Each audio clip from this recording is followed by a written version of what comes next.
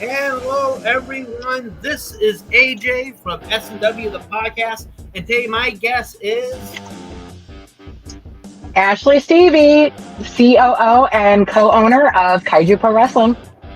And we are here on a special live edition of Snw Podcast, which is going to be currently right now on our YouTube channel, which is Snw TV. We're on the Galaxy TV on Infinite Plus. And we're also on the Snw Facebook page as we are doing this. Thank you very much for coming on board for today's episode. So I'm going to go in and show the people a couple things. First of all, the name of this promotion is Kajiu Pro Wrestling. Look at that awesome logo with that octopus on there. You can't get anything cooler than that. And then on top of that, they have a show coming up August 25th. Rumble in the Jungle. I bet you if you're living in Connecticut or, just going on vacation, I highly recommend you guys to get on this. Go to Kajiu Pro Wrestling on their Facebook page. They also have this cool, awesome little QR code so you can scan and get tickets. It starts bell times at 2. Tickets, ages 7 plus, is $20 at the Lincoln Room. I'm telling you guys, 38 Barlow Street, Bristol, Connecticut, possibly butchering the shit out of the name of that. My apologies. We're used to it. It happens a lot in Connecticut. Well, the good news is it's on the little banner here. Obviously, we're also promoting SW show that's in October. But let's get right to it. How did you got the name of the company? When did you start? And how do you feel about the state of Kajiu Pro Wrestling? Okay. So Kajiu Pro Wrestling, actually, the now other existing owner with me, Derek, is actually the one who came up with the name. Realistically, all of us at some point, we loved Godzilla. We want the big bads. And realistically, when we're talking about starting a company, we're like, okay, what kind of stories do we want to have? And we all had a passion for comic books. And I mean, listen, I'm a Marvel person. He's DC. There's a reason why that'll never work for us. But a big thing for us when we came up with Kajiu Pro Wrestling is we wanted it to be unique enough, but still be very poignant. So a little bit of background with Derek and I is we both have master's degrees in education. So we're both very high literacy type people. So we almost put irony in everything we post and write. And that's just even the show name, Rumble in the Jungle. If you look at the card, there's no Rumble booked. But what noise would you hear if big monsters are in the jungle? Rumbles. Thank you. So it's little things like that. So even with the name of the company, we wanted to kind of dictate that kind of energy of it's always kind of fun and keeping you on your toes. And honestly, Derek was like, well, if we're going to do anything, why don't we just be Big Bad Kaiju? And that worked. And it was kind of like a click. And from that moment on, we just were like, that's it. That's the name of the company. All right. Literally happened over a steak dinner. The best way to have it, right? Mm-hmm. So what was your first show? So our first show was March 26th of 2022. And it was in Old Bridge, New Jersey. Okay. So we started out our first 6 months or so in New Jersey. We actually formed the company in 2020. It was about July of 2020. But because of COVID, that was when we all thought it was still going to be a quarantine. We figured, okay, by 2021, we'll be running the company. It'll be fine. I said, yeah, that's fine. We'll figure it all out. And that was my job, was to kind of make sure the legal side of everything was taken care of and that we did everything ethically, morally. I was kind of like the HR department for Kajiu. So essentially, we just didn't actually get to physically start running until 2022. We started down in New Jersey. That was one of the first states to relax on the COVID regulations with large groups. So that allowed us to go actually have a venue, not have to do a TV show, and actually see what we could draw. I did that for a few months. My car started getting really tired of doing that week after week, because we were running monthly at that point. And when one of our partners left, the one who had actually decided that we were going to run in New Jersey, she left, and I was kind of like, why are we doing it like this? And Derek was like, that's a good point, because Derek and I live here, and Skip lived in Long Island. So there was literally no reason for us to keep running in New Jersey. So we just decided, let's go ahead, take the time, we'll rebrand, and we'll move up here. And then November of 2022, November 12th, which is now our anniversary date, that is the day that the three of us ran the company all by ourselves on our own. Nice. Now, we do know that, well, some people may not know, but unfortunately you guys had a loss to your company, which once again, that is my biggest condolences on that, because that's not easy for anybody. And I know that definitely takes a hit for anybody. I know that you actually put out a statement recently, right? Kajiu, you guys put a statement recently over that? Yeah, we released that statement last night. So last week, Skip, our co-owner, he was on some time away from the company about the last year. Skip and I worked very hard with a lot of the logistical side of building a company from the ground up, and he did a lot of the writing and assisting me with booking, and then I ran essentially the women's division. So when we rebranded and came up here, take a guess which two people were going to be doing the most, right? Us. Skip was going through a lot of things, a lot of like big life changes, and just wanted some space while we were trying to like test out this past year and see like what we needed to do and what, at this capacity, who do we need? What do we need to do to build? I said, you know what? I can handle it. Go ahead, take time off, come back when you're ready. Essentially, we were going to have that conversation with him, and then last week, unfortunately, in a very tragic accident, he lost his life on his way to work, which left us all very confused as to what was going on, because he did not go quickly. And he is very much missed, and he always will be. He is a very unique individual, and and I know usually that gets said about everybody, but no, like, if you could think of somebody who would be a perfect little brother to anyone, it would have been him. Like, it's really, the world is a very sad place right now. And so part of what we decided, and that was the press release I put out last night, was that typically in November, we have our anniversary show. We decided that because that was his first show, we are not going to have one this year. We are going to be doing an episode where we will be putting out essentially like a primary like storyline, like the timeline for it. We are going to piece something together and put it out around the anniversary date instead. But not having a live event kind of allows us to kind of work on some projects that we know he would have enjoyed, and we can, move those funds over to those projects. It also gives me the breaks that I was supposed to have now. So he was supposed to come back, and then it was supposed to be my turn to have a break. And that way I could kind of, hand over everything ready to go. Here's our plan. And then I could take some time off for myself. So the very first meeting that we had after his loss was, how do we proceed? Because here's somebody that is very important to us and is gone. So we kind of made that decision of like, I think we're not going to have a live event after this one, just so that I can go ahead and take that time off. And so I'm okay with it, because you need it, and I don't think Skip would be mad. I don't think he would be mad at all. Honestly, this entire show was already written. So when we had started the company, we each kind of divvied up parts, because we were all 25% owners when we started it with 4 people.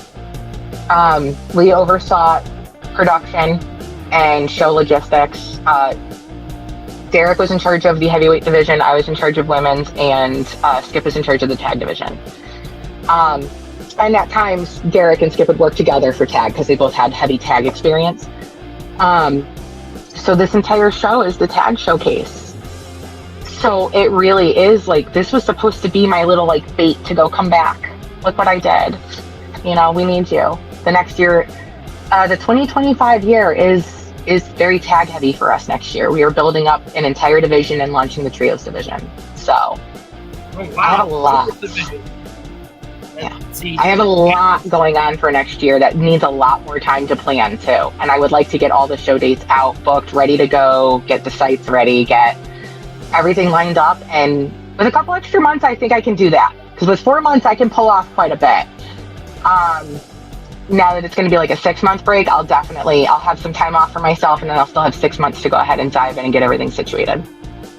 Well, by the way, congrats on the trios division, because believe it or not, that was on my next to-do list at some point, but damn you beat me to it! Well, I mean, it helps that my company seems to be like a magnet for intergender wrestling. I love it. I think it's great. So that made it a lot easier to bring in more tag divisions because logically, I have no problem filling them. So, yeah, I mean, that's basically what we're starting to grow too. That's weird, right? Like all of a sudden, intergender tag teams become this big thing. I have like 4 teams line up for our November show. So that's hilarious. All intergender kids. So it's actually by middle of next year, we're probably going to have one of the biggest divisions at a whopping 16 tag. Nice. So that's nice. Well, careful telling me that. I might turn it into a competition. Listen, to me, I feel that as long as I personally always felt that working with other people should not be a burden. Yeah. You know, the territory thing is. I don't understand it. I did back in the day. I did when I first started. I understand. I kind of still get it, but I'm saying to myself now, if GCW and all them can do the collective, and then you have Limitless, Let's Wrestle, Beyond Wrestling, and they can work together, why can't we work together? And exactly. I like right now I'm working with SWA down in Virginia. They had their champion come out.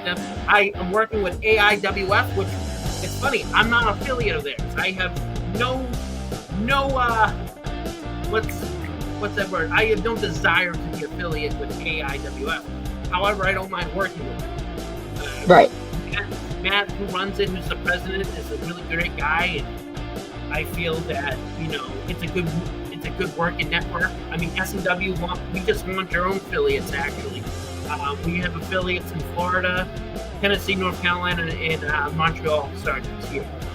So so we're becoming a little bit more broader, but I'm 100% like. When you sponsored Red Dog, I thought that was kind of cool. Red Dog's a great guy. He's my Infinite Plus champion. I love Red Dog, great guy. I heard that he sucked you into booking Evans. So, all right. So, in all fairness, I do have an issue with learning when to pick my battles, and I kind of feel bad because when I booked it.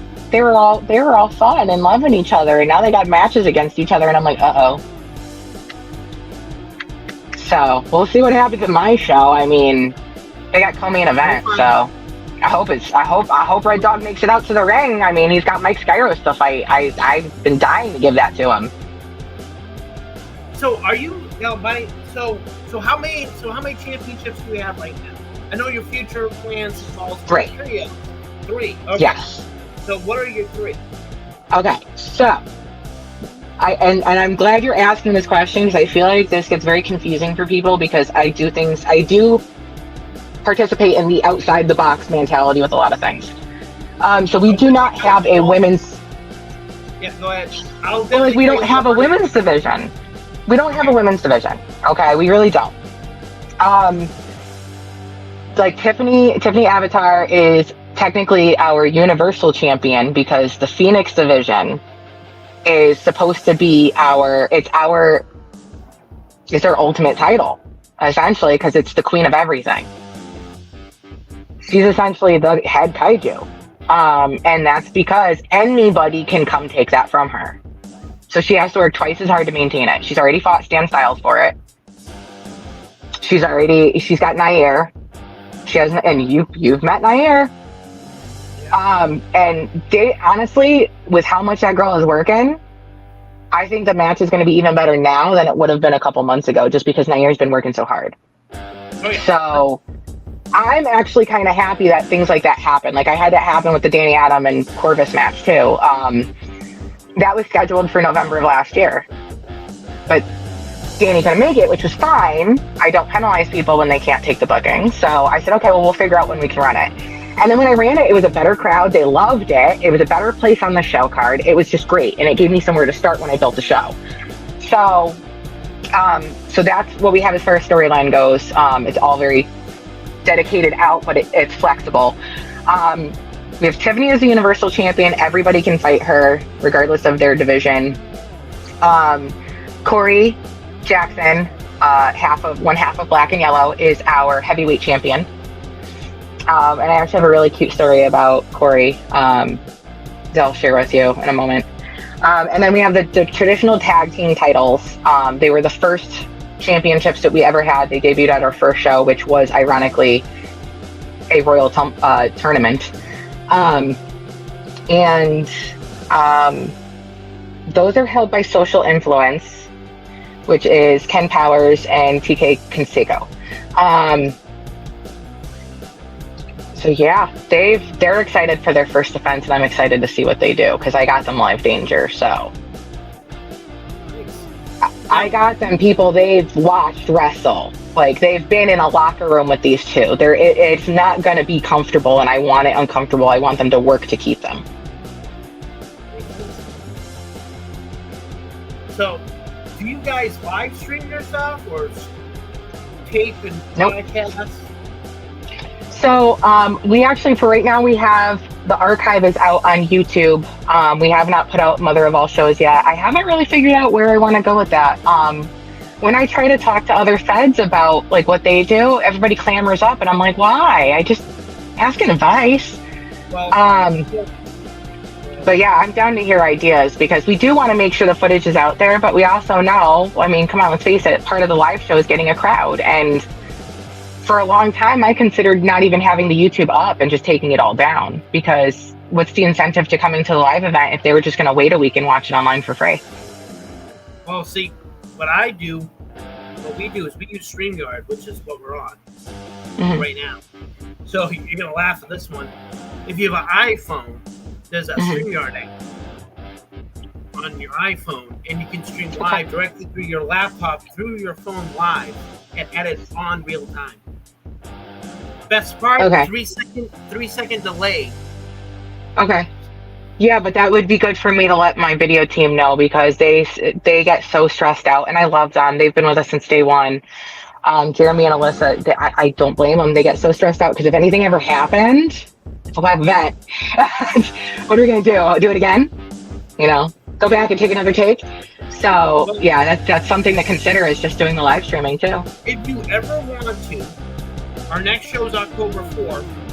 If you want to come down and see how we do it live, okay, that's a free invite. You don't have to pay a ticket. You know,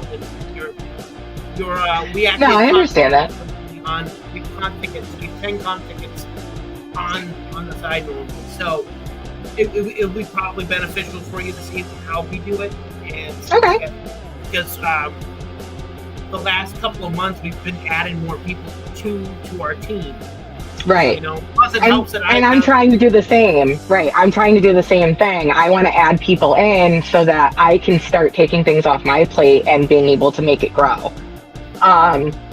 No, yeah, I'll check my schedule. I think that'll be a good idea. Come down and see how it's done. That's actually that was one of my favorite trips. I went out to see Excite because I wanted to see how they did their production, and I got invited out there and as a sponsor, and Moose was awesome. Like, he was willing to show me so much stuff, and I really appreciated that, because coming out of New Jersey when I started, oh my goodness, the petty and the hatred and the backstabbing. I mean, it's everywhere, but in New Jersey, it's like an Olympic sport.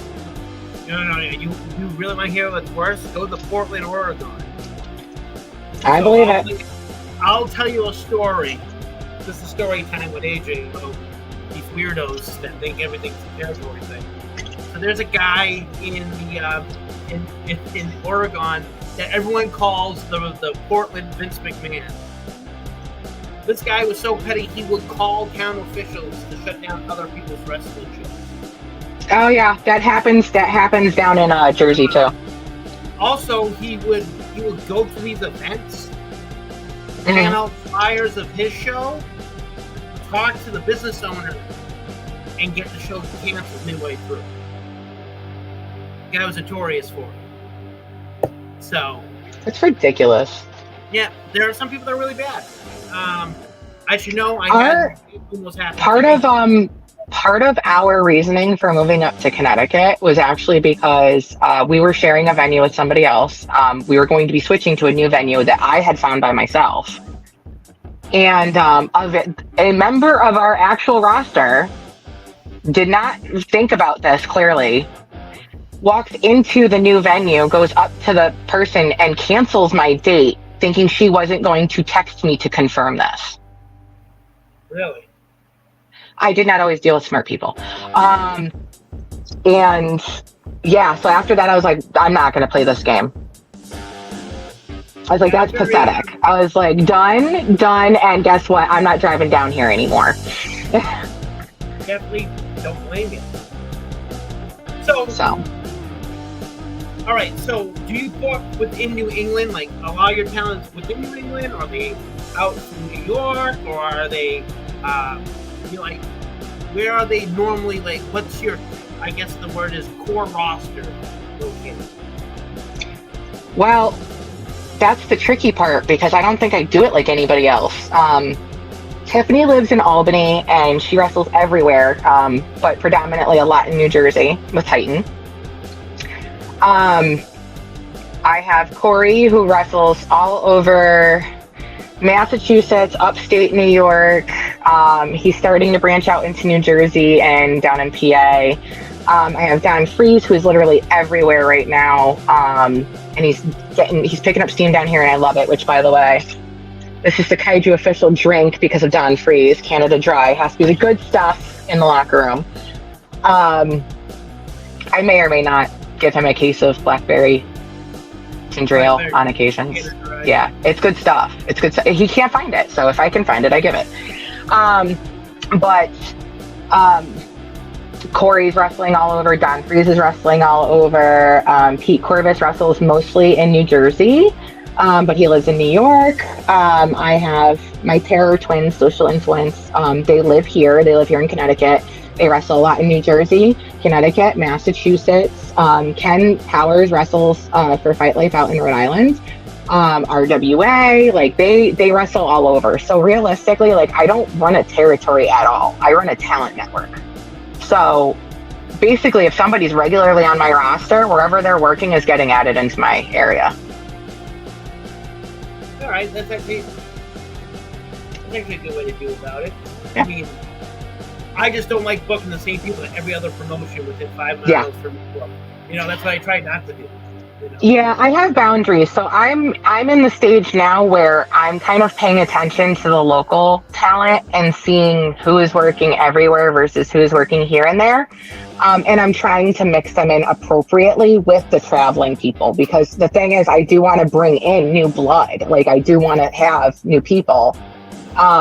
Part of my thing with running quarterly live events is I actually really do enjoy having a bigger budget so I can bring in more people. You know, like, I try to make incentives so that regardless of where you are on the card, it's worth taking the booking. Like, I'm going to pay you well, I'm going to feed you, I'm going to, you know, if I know that you like a certain snack and I run across it, I don't go out of my way. But if I run across it, I'm a mom, I'm going to grab it. So, but little things, like, from what comes back from me, because I do ask my talent for, like, reviews for me. Like, if I'm going to give you a performance review, I need one back. So I think a lot of it is because I treat the talent how they treat me. It does speak to other people in the locker room. So if like I'm not getting along with somebody, they very quickly realize it's because they're pushing boundaries they shouldn't be. Because usually I'm, nice and happy and smiley, and I'm not like and mean like most promoters would think people are. No, I try to make it worthwhile. I mean, I've taken enough bookings in my time traveling to go, why did I bother going here? I don't want anybody to ever say that to me. Yeah. That's my goal. That actually makes sense. Well, you already booked them in there, which why I already booked her. Mm-hmm. And I'm bringing her back in November. She'll be at my November show. Actually, we'll be booking her a little bit more frequently. Good, year. she's worth it. Oh, she is. Oh, well, I don't know if I should say it because it's supposed to be somewhat of a surprise, but we'll be posting that video up real soon. But she's actually she's going to be one of the intergender tag teams. Yeah. Good. Yeah. Good. I have a weekly show on YouTube, and on Galaxy TV with Aries Perez. And, okay. And he's her tag team. Nice. And he's actually from Florida. Great guy. Actually, I can list like a bunch of people that are not from New England. Hello?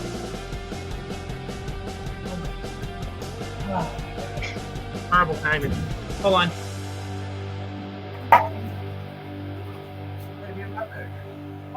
Yeah.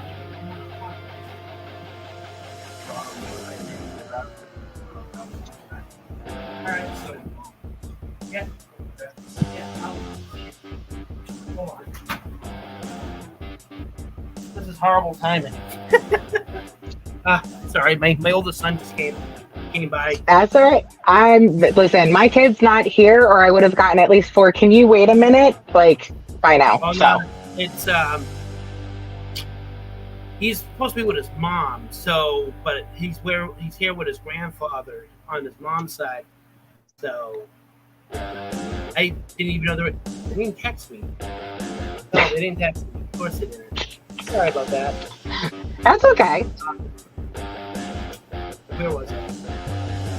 Oh yeah, so there's like a bunch of people that I booked. I mean, some that were strongly pitched by Red Dog. He is honestly a good judge of character when it comes to talent. Oh yeah. Well, okay, so funny story. So Mr. Grimm was my longest reigning Apex champion in SNW. Turns out Mr. Grimm and Red Dog are good friends. Mm-hmm. Red Dog was offered to me from a friend of Mr. Grimm, Sean Carson, ranch hand himself. Said, right. Oh, this is Red Dog's moving to Massachusetts. Should totally book a great guy. Okay, sure. Right. Friends of Mr. Grimm and whatnot. I trust that. Turns out to be the greatest in my life. I met David Mercury, the technical alchemist. He's based in Florida. He owns a wrestling school with Jay Lethal. Okay. And phenomenal wrestler. He has this. I guess the best way that he's an alchemist and he looks like a mad scientist. It's the perfect gimmick ever. And great dude. Shit ton of knowledge. Someone that. Oh, he's also friends with Bob Evans. So, okay, that makes sense. So you can tell that the man has a lot of knowledge behind him. Right. So much older. But recently I've been booking Wild Child. Wild Child wrestled in there at our last show in July. And she's straight out of Tennessee. She was trained by Dr. Tom Picard and Glenn Jacobs, a.k.a. Kane. Young, only 22. And she doesn't care where she goes. She'll wrestle. That's how Tiff was when I met her. you know. And to me, she's extremely sweet, and she works hard. She puts a lot into it. And then I'm bringing out a buddy of mine out from California named Casey Phoenix, bringing him out for October too. Like, there's a bunch of people. October is gonna be because it's Spooktober Slam for us, you know. It's a Halloween themed show, so we have a lot of spooky, scary gimmicks coming in. So there you go. Best way to enjoy Spooktober. Yep. So, with that being said, I do like the way how you think and how you bring in talent and how you're booking them. I saw some stuff that I can see. So my question is, what was your favorite match this year on your own show? If you had, or at least a favorite show. If I have to pick one, honestly, it is up now from March of this year. When Mike Steros and Corey Jackson for the title. Okay. Because I've seen the chemistry of the two of them many times, but I did not know. So a big thing for me is if I can give somebody an opportunity that doesn't, I mean, not something crazy, something realistic that somebody else could have made happen by now and they just chose not to. To me, I'm like, I would like to give that opportunity, right? Corey and Mike train together. They're very good friends. They wrestle quite frequently in the same places. And so I told Mike, I said, listen, I'm moving the belt onto Corey because it was vacant. And I said, how would you feel about being his match? And he's like, I said, I want to make sure I'm giving you a good match because you're not winning the title. So, like, what can I do to make this still fun and make you feel good? You know what I mean? Like, if somebody's not going over, I at least want to make sure they got something cool out of this match. Yeah, exactly. Like, I would like them to have nice, positive memories. Like, there's going to be a day where somebody's going to be like, that one time at a Kajiu show, and I'm just literally going to, I'll hear it from wherever astral plane I am by then, but I hope I hear it because that's the reason why I do it. Mike said, well, it's funny you mentioned that because Corey and I have never had a singles match in front of a crowd before. And I went,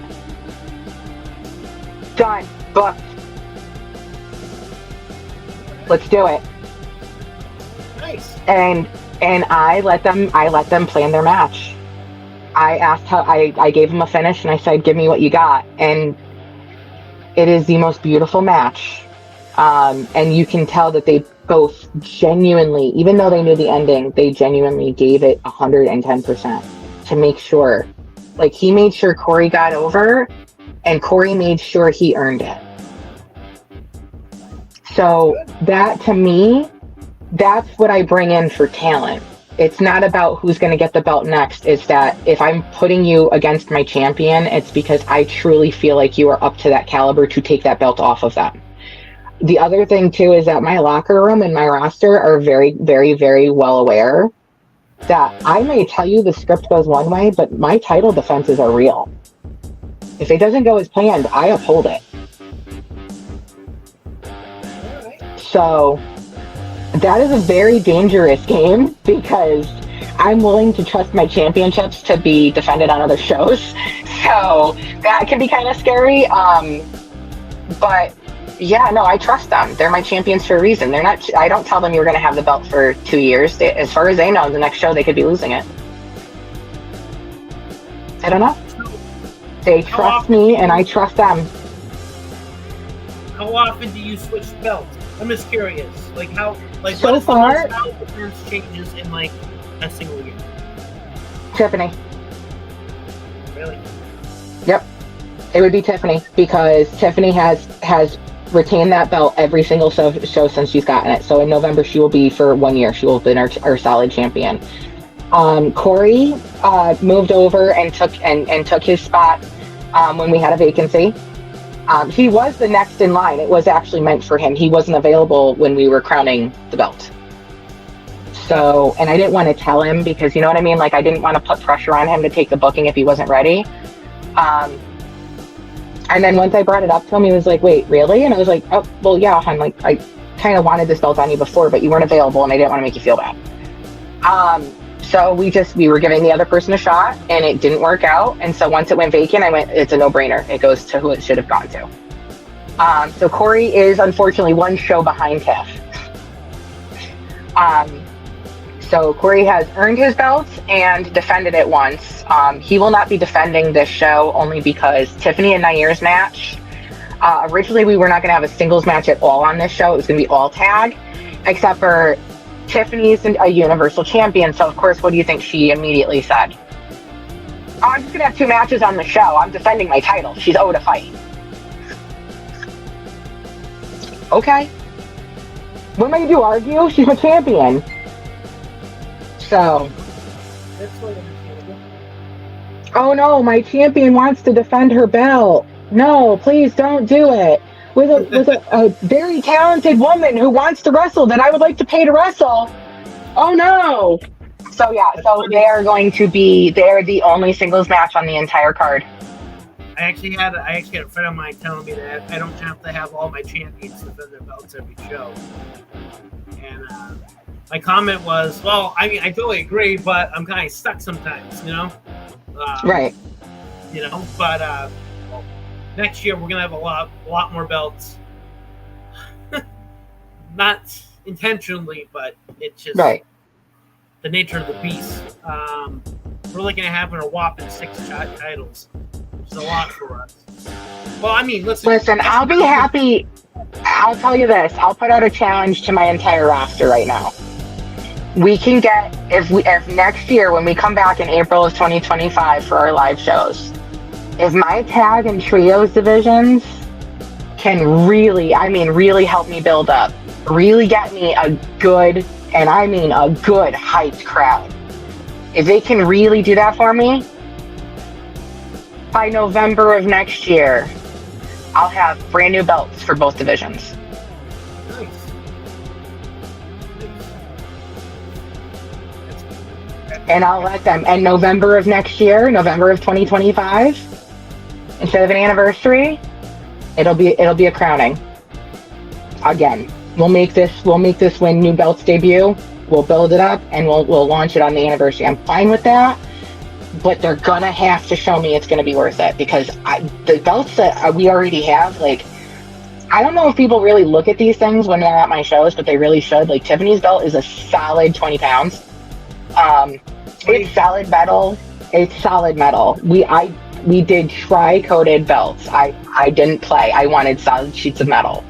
So her belt is heavy. Like, it's not lightweight, like thin leather. So it is that's why I said I used to cross my face every time somebody would call it a women's championship, and I'm like, it's not just because it's on a girl doesn't make it a women's championship. Because we purposely wanted the belt big and universal. We wanted it to have that punch if it's on a man or a woman, we want it big and loud because it's supposed to be our big bad belt. So yeah, it's one of those things. I want, if they want to help me build up that division and make it great next year, I will shell out another $2,000 on belts. Let's do it. That is a big.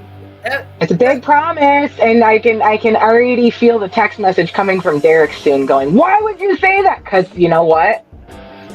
Help me get there, guys and girls. And those named they, because I don't want to be discriminatory in any way, shape, or form. So regardless of what your pronouns are, let's help me build it. And like they said in Field of Dreams, if you build it, they will come. Yes, we will. I will get the tag division brand new belts. And I will get the trios belts made, and I will have them ready for November. I will call up Alex Rojas. Alex will have 2 more belts coming. I'm sorry. Well, it's actually going to be 5 because 2 tag belts and 3 trios. But yes, I do want to expand it. I do want to build those up. If we can get those divisions rolling and get a fan base behind them, absolutely. Not a problem. I'll spend the money. Yeah, I mean, I actually get some good belts. I have some real good belts. I actually go by the same guy that does the AIWF. Okay. Man, he does. Hey, it's good to share resources. It really is. It's good to share resources. Actually, I'll be right back. I'll show you one of the belts. We haven't found anyone Okay. yet. Hold on, right back.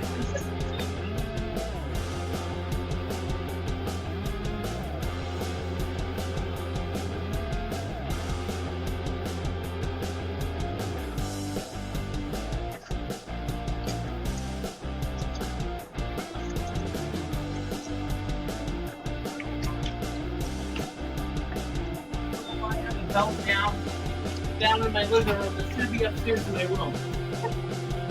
But this is my beauty. Right here. Oh, nice. So I designed this. Okay. So I made the center plate, the side plates, and the guy who makes it put it all together for me. So this is the S&W World Openweight Championship, and we started the tournament in July. This Okay. November. So we'll be crowning a new champion hopefully. So it's funny. It's funny you bring up a world championship because that brings in my story about Corey. So I know people, and I definitely want to explain this because I think you'll understand this very well. I do get asked a lot how I pick my champions, and it's the same way I actually pick people for the core roster.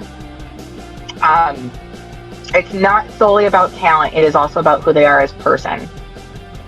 I think that if they are going to be privy to information that honestly can. If the wrong promoter gets a hold of somebody else's information, you can really, really wreck a lot of people's hard work. Because there are petty people out there. And so a lot of what I look for is, one, what does my gut say? Do they feel like they're trustworthy? Two, I'm a big person of like I said, I like that people treat me the way I treat them. So I always give people consideration and I do try to make people feel special. So I also pay attention to how people treat me in response. So there's little things that all four of my champions do. And so this is actually something, and maybe you can give me some perspective. I was contemplating posting about this on like my social media because I don't usually say too much out loud. When I do, I try to make it mean something. There are things that all four of these people have done just not even since obtaining a championship. Like none of them ever asked for the opportunity. I always approached them with it, which was one thing. There was no, so when am I going to get the belt? It was always, you want me? Me?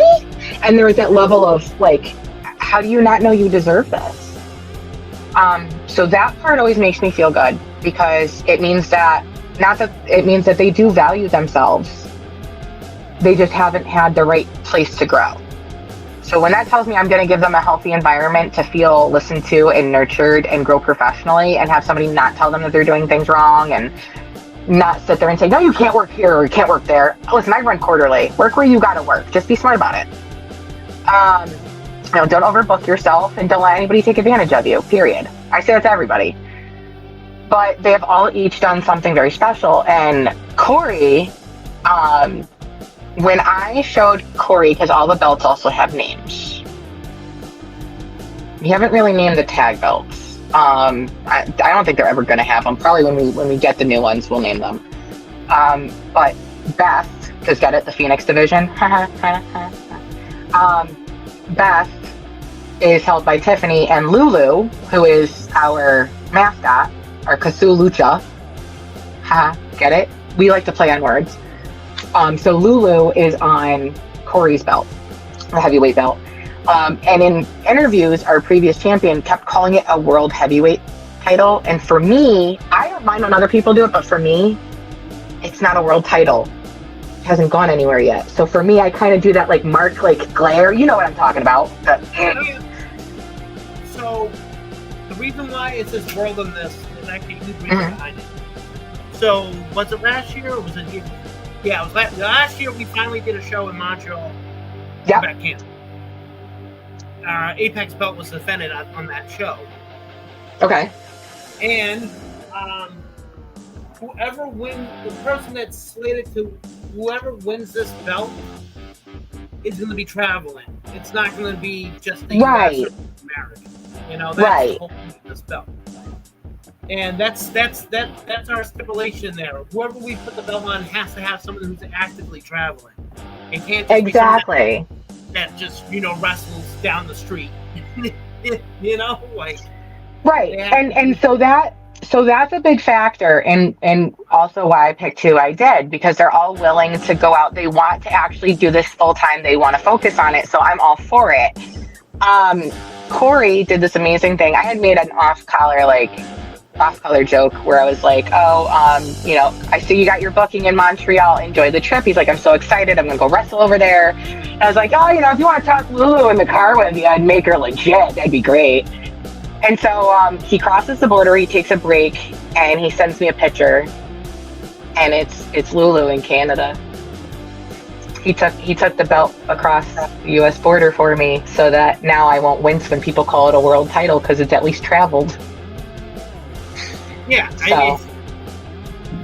But it's you know what I mean? Like, it's a little thing. Like, he knew the only person it was going to really know about it was me.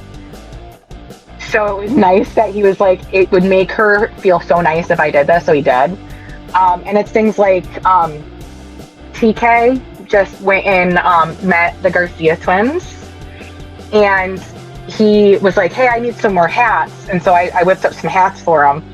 And I was making them like that morning when he went to pick them up. And then I get tagged in a picture right when I'm going to bed, and it's Nikki freaking Garcia wearing my hat on Instagram, and I was like, you know what I mean? Like, it's like, oh, I touched that hat this morning. I packed it. And even that same week, and I'm not kidding. This is how they all do this stuff, and they make me feel so good, and it makes me not hate being a promoter some days. Ken Powers went and did some charity work, and he was talking down at the New London Public Library, and he brought his belt. Let's try that. Supposedly, there's something wrong with my mic. Uh-oh. I don't know. Someone just... It could be because I have a fan on. It could be the fan. Could be my mic. Could be picking up my fan for a while. Well, I am far away. Talking from... I'm 6 feet tall. My mic's down here. Obviously, it's gonna sound like I'm far away. But no, because that was my big thing. I don't like naming my belts with the word world on. Right. Until it's gonna happen, don't do it. Like, I'm not gonna get an Intercontinental Championship until that bridge is gonna get crossed. Exactly. I mean, realistically, our Apex belt is considered a North American belt at this point because it's already been defended in Canada. Right. So I can do that. Actually, right now, currently, I can't. The buddy's like, you need to put your mic closer to your face. I can't. My mic is legitimately built into my laptop. I mean, I can lift it up. Can you hear me better? Nothing. Better. I mean, I can hear you okay. I know you can. It could be when, but then it's not new because this thing just acts up anyway. Damn it! Oh, wait a minute. I may have found the solution to my microphone issue. Hold on, busting out the big one. So I have this. I used to use this a lot when I did videos, and I try not to use this thing. I have like a golden mic. The golden mic is awesome this year. Let's see. All right, the 1 2 1 2. Can you hear me? I could, yeah. Yeah, you can hear me? Huh?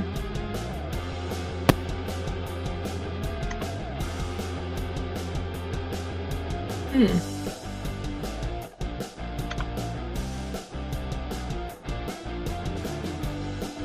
you hear me now? I can. All right. Now I just had to go plug in a whole different freaking whole thing. So off the rope network here. They say hello. Hi. So, just so you know, Off the Ropes, OTTR is actually part of the SNW ownership group. Oh, okay. Just recently teamed up with them, and they've been nothing but a godsend. That's all I'm saying. I love it.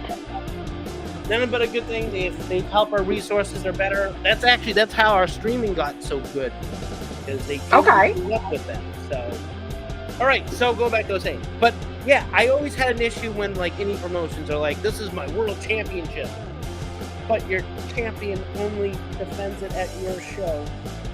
He doesn't go on the road with it. He doesn't leave the U.S. He probably has a felony on his record, so he couldn't even leave if he wanted to. Like, he's on the no-fly list. No-fly list. You know, they're afraid of him smuggling fish. I mean, like, you can't. Like, I actually had a buddy of mine like, "Oh, we have a world championship belt," and I'm like, "Dude, you wrestle in 2 towns. Yeah. Why are you naming it a world championship? Like, name it like something that makes sense. Like, I have the Apex Championship, right? What does Apex mean? Well, Apex could be multiple things. Top Predator, top of the summit, blah, blah, blah, blah, whatever. You don't need to name your belt a world title. Right. You don't need to. It really is overkill. It is. So, I mean, heavyweight belt, sure. It's basically a weight class. It's similar to boxing. Boxing has heavyweights, middleweights. Like, no offense, am I going to bring in Little Mean Kathleen and put the heavyweight belt on her? No. That would have been hilarious, though. It would be hilarious, and Little Mean Kathleen, I mean, come on, I've been trying to book you for 2 years. Return my messages, please. Anyway, I love her. I literally, there's a handful of people in the indies that if I walk into a room and they're there, I will fangirl. She is one of them every time. She's such a cutie patootie. There's actually a couple of wrestlers that are on my to book list at some point. I actually just got this is an exclusive here on the podcast. Bobby Ocean just confirmed that he will be there November 15th. Bobby is a really, really phenomenal human being. Oh, he is amazing. I've booked him before. This will be my 3rd time booking him, actually. If there's one person I want to book multiple times, it would be Bobby. He's an absolute treasure, and he's an asset to any locker room he walks into. Oh yeah, 100%. I met him through Jose Garcia. Because Jose used to book my shows when I was running up. When I was running out of the XWA event center at that time. Okay. And I didn't realize how freaking him and Mr. Grimm torn the goddamn roof off. I want to hear. You really want to hear 2 men fucking hitting each other, and you think there was a legitimate fist fight going on. That's how hard they would hit it. It was great. I loved it. I think Bobby's probably one of those guys that is so underrated. I feel he's like kind of like under the radar a lot. He should be booked a lot more. He is. I mean, that is 100% true. I do feel like Bobby is not everywhere, and he should be. I mean, but he's also put in the time behind it too. So he did 100%. And it's one of those guys that actually there's another one. The guy that wrestles for me, Showtime Tony Clash. Same thing. Okay. Absolutely amazing. Like he's like basically he was trained by Adrian Street, an exotic one. Okay. Street. Awesome on the mic, great acting skills, great wrestling skills. Honestly, he's basically the Shawn Michaels of SNW at this moment in terms of his skill set. I can say the same thing with Frank Bones.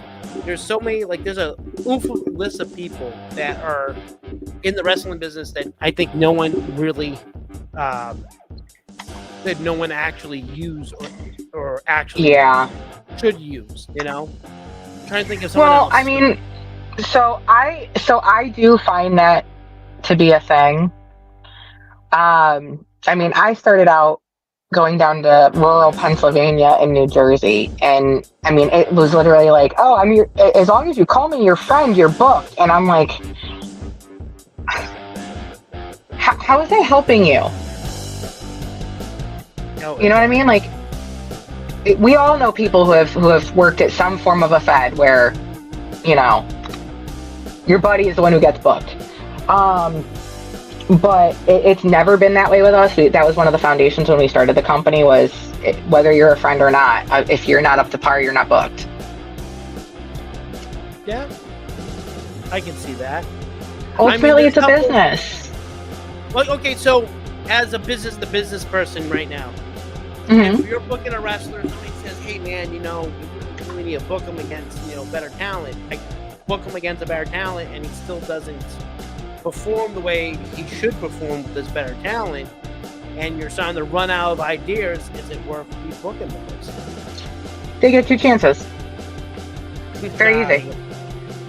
If I give you a dream match, just saying, if I give you a dream match and you blow it, I now have to make it up to the other person. So you just gave me 2 more matches I gotta do. So now I gotta figure out what to do with you. And I gotta replace this match to somebody else. So it's I've heard Bayside's the same too. I heard he's salt and vinegar chips though, like the best ones. There's a little shade of petty in them at times. Salty. But so yeah, my whole thing with that is give him 1 second chance. You get 1 redo. Everybody gets 1, right? Yep. If you're not cutting it a second time, I mean, realistically, that's what happened with my tag titles. I told them, guys, we need it to be different or the belts are moving. And then it wasn't different. And then we got yelled at and cussed at online, and I got harassed because we kept our word and we moved belts. Some people... So, sometimes okay. It's the ego. If the ego is that big, I mean, no offense, but I can touch those walls when I'm in my home office, okay? I work in this day to day. I'm in a cell. If being in the same room as your ego makes me claustrophobic, there is a problem. No, 100%. And I think that was the other issue I ran into with some people that I've booked in the past. But this person, well, I'm not going to say it. Like, I'm going to say it like this. You know what baffles me? When someone's over everywhere else they go, but then when you book them onto your show and they're not over. Yes, because it's like, wait a minute, why are you not over here, but what are you doing everywhere else? I honestly can't explain it. And I at this rate, I'm like, you know what? I'm turning him heel. He's face everywhere else. Yeah. It's not working here. No, truth. Not honest truth. Wherever I'm this all person for it. works, he's a face, right? I'm gonna throw it out there. He's a face. Right. The crowd loves him. He wrestles for me. It's cricket. Yeah, and then he's meant to be a heel for you. And then I'm like, you know what? I have no choice. I have to switch it, even if he's not like it. Right. Because I'm trying to save him. Because in terms of, I want him to increase his value. Supernova, any wrestling promotion, that should be your job. You want these guys to get booked more, so you get recognized as well. Exactly. And so that's my spiel too, is like situations like, so that exact same situation, okay? Everywhere I was going, Mike Skyros was being booked as a face, okay? I got to see him as Grind, Pro Wrestling Grind, which I love that show. Most of the time you guys can find me there unless there's literally the last time I missed the last show because my dad was in ICU. And I literally still texted them. I was like, I'm sorry, I won't be there. They're like, it's okay. I'm like, no, it's not wrestling. My dad was laughing. Actually, my dad was like high as a kite on morphine, so it was hilarious. So hilarious to everybody in the room with his 7 broken bones. But that's the first place I got to see Mike Skyros as a heel. And so when I booked him, I was like, he was like, okay, what do you want from me? And I was like, so, about where you're gonna go. And he was like, uh-oh. I was like, I would like you to be the heeliest heel that ever healed.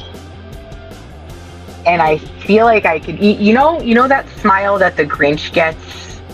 Yeah. When he gets to make some mischief? I could feel that through the Instagram screen. Like, I could feel the, yes, I get to be different. And that's what it is. I want, he is my big bad. Come here and wreck everybody. Makes sense. I mean, Mike I love is it. extremely talented. I've booked him before, so, you know, he's extremely talented. So when you name shows, and I say this because I think that's the hardest thing ever is naming your damn shows. It doesn't seem to be hard for me. Well, no, I'll explain. Last year I was supposed to have a show called Double Jeopardy, then I found out AEW copyrighted it, and I was like, oh no, they copyrighted it on me. So I'm like, I guess I need to do an old name that I haven't used since like 2010 or something. So okay. it's still kind of frustrate the crap out of me because it's like it's very hard to come up with really good names. Like there's some promotions that are using the word Royal Rumble, and I'm like, why?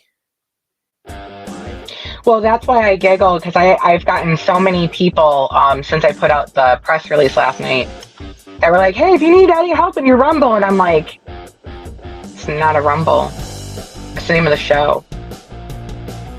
But okay, thank you. But yes, I mean, that's exactly it. Naming a show it is actually hard. We just have usually enough witty banter that something comes out, and I'm like, that's a show name, isn't it? And then that's usually what happens. I mean, the big thing now is some wrestling promotions are naming their shows after songs. Let's go, Focus Pro Wrestling. Grind's been doing that, and I love it. I love the idea. I think it's something different, which is what's important. Yeah. The whole point is that being in the indies and it having so much, I don't like calling it competition, but having so many other places to work out here is regardless of where you're running, you want it to be different. Yep. I was actually going to call a show Art of War. I did two shows called Art of War, and then all of a sudden, all these promotions started doing it, and I was like, and I'm like, I just can't do it now because one time I had a show called my big show of the year was supposed to be Supernova. Get it? Supernova, yeah. Yeah, I get it. The big name of the show, and then I found out someone got my show confused with another promotion out of Virginia. And I got all these people messaging me about tickets, and I'm getting all excited because I think it's, for my shit. Woohoo! Dang. As soon as they found out it's like not their promotion down in Virginia, it's like, yeah, no, sorry. Wrongly mistaken. So when that happens, you just get a little more discouraged than normal. Oh yeah, I mean, and that's normal. That really is. That's normal to have happen. Then I freaking did a show called Danger Zone, and then someone else did Danger Zone, and I'm like, you know what? I'm done. I just won't announce the name of my shows until I know that no one else is going to freaking take it. I mean, that's what I do. I usually do a cross-reference. I do a wide Google, and if I don't see anything like in like 100-mile radius, I'm like, all right, I'm good. Yeah. So what is Kajiu Pro Wrestling's social media accounts? Okay. So it is a little mashed up because we did rebrand at one point, and the owner that had left us. Actually, rather when we were like, okay, bye. He actually had held them hostage. Wouldn't give us the logins. Yeah, real nice. We did get them back, but then I still to this day fight with Instagram about closing the old one. They won't let me do it, even though I own it and it's linked to my account, but whatever. So honestly, the best bets are the regular updates go out on Instagram and on Facebook. For Facebook, if you just search Kaiju Pro Wrestling, you will see Lulu. She is huge. So she is front and center. You can't miss it. Same thing too with Instagram, it's real.kpw. And honestly, the show next week it's stellar. It's going to be 2 solid hours. Like, we don't get to start the show late or you're going to end up getting a match cut. So we have really good food. We have amazing vendors. I actually just secured a vendor today called My Mochi Donut. This is a Korean corn dog. I'm so excited to eat it for dinner. They are going to be at the show with some anime-themed beverages. They're possibly going to be bringing the boba machine to make boba tea. And they make delicious mochi donuts, and they're going to have those for sale, as well as we're going to have our pizza and our, water and soda. And I know Tiffany at her table alone has a ton of candy. So we're, definitely fun for everybody. We can keep everybody gassed up however they need it. I may be bringing a 20 cup coffee percolator just for the poor parents. So. So how many matches should people expect out of the show? 8. 8? 8. Right. 7 tag matches. So technically, it's 1 singles match, 1 trios match, and 6 tag matches. And essentially what is going to happen is this is being treated as essentially a set of first contenderships. That's the best way for me to explain it. So we do have some first-time tags. We do have some original tag teams being generated for these, and that is allowing them to have wins on their record towards campaigning for their future spots. I do believe in the law of averages. So if they are getting their wins, go ahead and call your shots. I mean, listen, I might make the decisions, but I'm always fair, so I will hear it out. The tag title match, which will be the main event with Live Danger and Social Influence, that is their first defense. So those young men were scouted in March of this year by us. They actually got to meet both owners at the same time. That's usually, most people don't get to meet both of us until they come to our show. They usually meet me in person first. I do the old fashioned, I don't want to come shake your hand and welcome you to Kajiu. So that is a big factor as far as like how storylines are progressing, that those two were already picked to be a match for them. And now that they have the tag belts, it's no brainer, right? Yeah, no. Give them the shot. It was already booked, so might as well make it be the shot. So we're letting them start off the division. That should give, everybody ample work to see, like, hey, listen, we really can earn these spots quick. They can. It's all in how you do it. So we have Manipulation. So JC Storm and Vanity are making their Connecticut debut in their tag team. We have them facing Mr. James and Big Juicy. So I believe that they're going to be called Juicy Starburst. I'm excited for that because I love Juicy. She is one of my favorite human beings in the whole wide world, and I love having her in my locker room. So any excuse to have her back, I'll take it. We have the Beast of Chaos, Sammy Chaos, and Cade Lothbrok are back. Sammy's amazing. Well, Sammy's been calling shots at Tiff for a while. So Sammy's been at every one of my Kaiju shows except for one.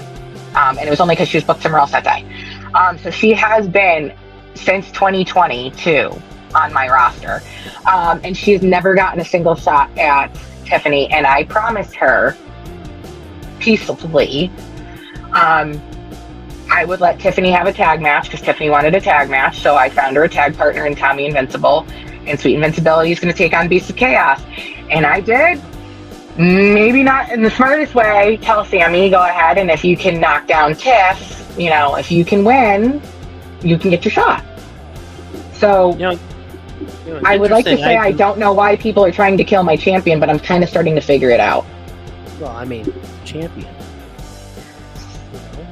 The champion, man. You have to go. You have to, everyone's gunning for the champion. It's the biggest bullseye out there. Right? Of course. I mean, so we have a lot lined up. Yeah, because what is it? My tag belts are called the Gemini division. Okay. And they're a little bit different. They're it's a fusion of luchador tag rules. Okay. So I don't know if you know how the luchador tag rules kind of work. Do you know? Oh yeah. Okay. So it's kind of like a hybrid of that. So a tag to start the match. Now, if both opponents that are illegal leave the ring, their partners can come in without needing a tag. Right. So it's you're now far enough away from the radius that you're now allowed to. You're technically tagged in. Yeah, correct. So basically, that's what the Gemini division is. Which, by the way, a lot of teams are so confused. So it's every time I have to kind of remind people, like, this is how it's supposed to be. I mean, but our tag team rules are different too. It's a 7 count for double teaming. Okay. And then, everything else is basically just run of the norm. So that's our Gemini. Then we have the Apex Championship. That's defended in 2 out of 3 falls if it's a singles. Okay. And then we have Division 0, which is but that's going to get rebranded real soon again. It'll be like the 4th time we renamed this damn belt. It's because everyone else, it's like every time I go online, the name I have is already somewhere else. Someone else already had it. It's going to be everywhere, man. It's going to be everywhere. You're never going to get away from it. So I'll tell you a funny story. First, it was the No Limit Championship. Well, guess what? It's a No Limit Championship. Then it was the Live Wire. Well, everyone and their mother in New England had a Live Wire championship belt. Yep. Then it's Division Zero. Turns out there's a company called Division Zero Wrestling. Did not freaking know this. Yep. So now we're changing it into another name. I'm not going to say it. I'm not jinxing myself. Don't jinx yourself. People have to wait to see that. And then, obviously, you just saw the brand new World Openweight title. And you know that Red Dog has my Infinite Plus Championship. Yes, he does, which, by the way, he is allowed to bring it next weekend. Perfect, because he's allowed to defend it wherever he goes. And then we have, then next season for the Zaba Cup, the winner of the Zaba Cup will get the vacant SNW TV title. Okay. Which is a pretty sick looking belt. It looks like a TV tube with knobs as side plates. It's freaking amazing. Nice. I'll definitely send you it. You're gonna laugh. It's actually pretty. It's pretty different. But yeah, like we have way too many belts. We have way too many belts. But that's fine. It's okay. I have over 150 people that are currently on my roster. So. I did some cleaning out. We're roving it around in our talent network. We're roving around 125 right now. Yep, that sounds about right. It's funny when people are like, "Oh, you only need like 16 people." I'm like, well, guess what? You know how many people call the hell out? I'm like, you know how many people call the hell out? You know? Do you know how many people are like, "Hey, can I come to your show? Do you need anybody for backup?" And I'm like, when I book the backup too, right? Oh, yeah. It's what you have locals for. You have backup so that you can rotate everybody together. Correct. Rotate the locals, rotate the travelers, and then you have coverage for everybody. The locals get prime market because they're a phone call away and they can be available. And I run on Sunday, so listen, I can call anybody and they'll show up. It's funny. Sundays are prime because talent normally are not booked on Sundays. So for me, it was actually more about the fact that down here, there is not a whole lot you can do past like 4 o'clock. Like everything out here growing up was closed by 6 o'clock on a Sunday. So for me to run in on like a Sunday afternoon, I was giving parents like me something that they can do where it's like remotely affordable to take your kids. And that's the whole thing, is that a lot of the parents, not even just dads, just the parents in general out here are very excited about the fact that they can take their kids to my show and you're not like taking out a second mortgage here. That's a plus. Right. Like that's the reason why my age limit is 7 and under, because most likely if they're under 7, they're not sitting still. And that risk of not going and staying is torture for a parent. True. I feel awful if I take my kid to the movies and I spend $20 on her ticket and then she can't make it through the movie. I'll deal with it, but I'm going to be butthurt about it. That is true. Things are expensive. That's one thing I have to do when SNW does their ticketing. Like, we're trying to be smart about it because we're like, I don't know how the hell we're going to do this, because some people, the old saying is, well, if your ticket's too cheap, then why should we go buy it? But I'm like, listen, right.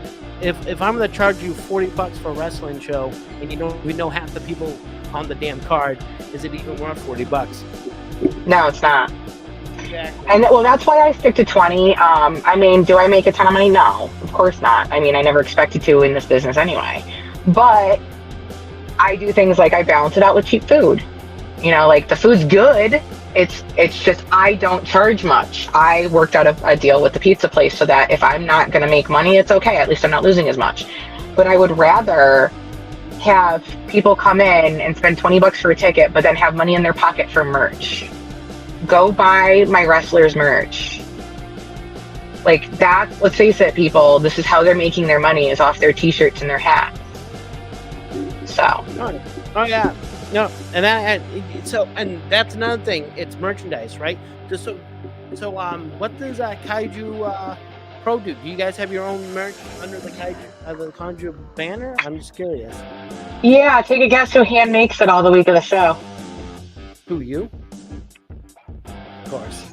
I make all of our merch by hand. I'm placing the order for my hats for sublimation, so I can do that on Wednesday night. So what I do is everything is done in-house. It's honestly because I genuinely love doing it, and I am a very crafty human being, so it's a way of me using up my resources and also getting to do something really cool and relaxing when I'm usually in the worst week of my life. So what I do is I sell it at the live events. I make an amazing hot pepper relish, and I sell it in ready to go canned vacuum sealed jars, so great for gifting. Actually just picked up those labels today. There we go. They now have Lulu on them, but it is a super hot, and so the key with the relish is that I don't even sell it till it's already been jarred for a year. Oh, okay. So I let it pickle. I let it ferment. So it gets hotter. So this batch that I'm still currently packaging and selling was serrano peppers, habanero based, serrano peppers, Thai chilies, jalapenos, long hots, Cubanelle, serranos, habaneros, and then I did throw some Thai chilies. And then last year I was selling chili infused honey. Hot honey. That sounds amazing. And then this show I have more trucker hats coming because those sold out. I still have ball caps that I make and I put our logo on them, and then I have t-shirts coming finally. I've been talking about t-shirts for a long time. I just finally ordered the DTF for it. So do you do digital or do you do hot press? I do hot press, so I literally do it by scratch. And how is the hot press going for you? I mean, I'm doing all right. I can put a lot of weight down on it. No, so I do love actually like the lining up of the shirt, because the thing is like I'm a human being, so like the merch isn't spot perfect all the time. Sometimes it's off a little bit, or it might be, but that's part of, I don't sell it for very expensive people. I'm doing it literally to make the cost back. I do it because it's something, me seeing one of my hats or my t-shirts on a stranger in public, like, what do you think that's going to do to me? It's going to make me so happy.